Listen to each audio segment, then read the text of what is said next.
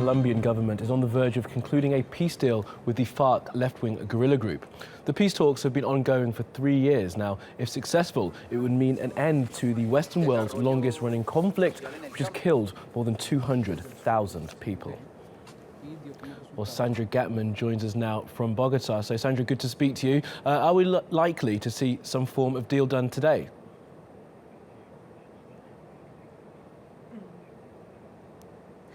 Well, the negotiating teams over in Havana have kept largely quiet, so there's very little indication we're going to hear some kind of big announcement today. But listening to some of the language coming from politicians in previous days, it does appear that some of those gaps are narrowing despite differences still remaining, and therefore it does appear unlikely that they're going to reach a final agreement before this self-imposed deadline today. Having said that, there is some degree of hope that perhaps the president of U.S. Secretary of State John Kerry in Havana, sitting at the table with both the Colombian government and FARC leaders, may have boosted morale, so we may see some surprises. There was also talk of the possibility of signing some kind of bilateral ceasefire to freeze the fighting in order for these negotiations to push ahead. But again, very little indication that there will be an announcement of any kind later today. And Sandra, as we were saying, this is the longest running conflict in the Western Hemisphere. But how do the Colombian people feel about the possibility of a deal?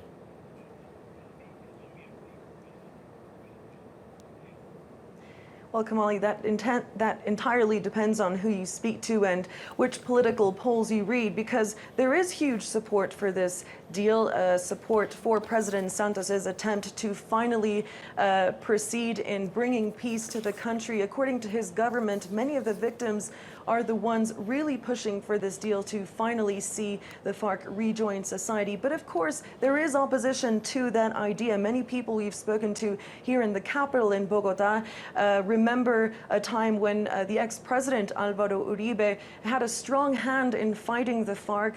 He's remembered as the president who boosted Colombia's economy, and with President Santos's approval ratings basically at around 30%, many feel that if and when this deal is signed and there is a referendum organized, that the Colombian people may find it hard to back this peace deal and swallow that idea that guerrilla fighters belonging to the FARC are going to walk away without paying for their crimes. And of course, Sandra, many of those fighters will still hold the beliefs that they've been fighting for all these decades.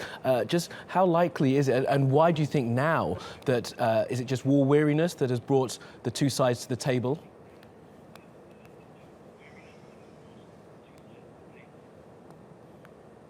Well, I think supporters of this deal feel that this process has been very thoroughly organized. It's been 3 years in the making, but even before that, there were secret talks being held in Havana to try to explore that possibility of peace. And according to sources close to these talks, it does appear that the FARC are willing to sign this peace deal. Remember, their forces were severely weakened by this military campaign backed by the U.S. government under the previous ex-president Álvaro Uribe, and that this really is the best chance of succeeding in this deal. There have been many deals before and they have failed, but it does appear that the negotiating team, including experts from all corners of the world, have explored every possibility, every outcome, and they're really working towards a Colombia that is going to include all members of society, and that's why they believe this time it's going to work. Well, Sandra Gathmann from Bogota, thank you for now.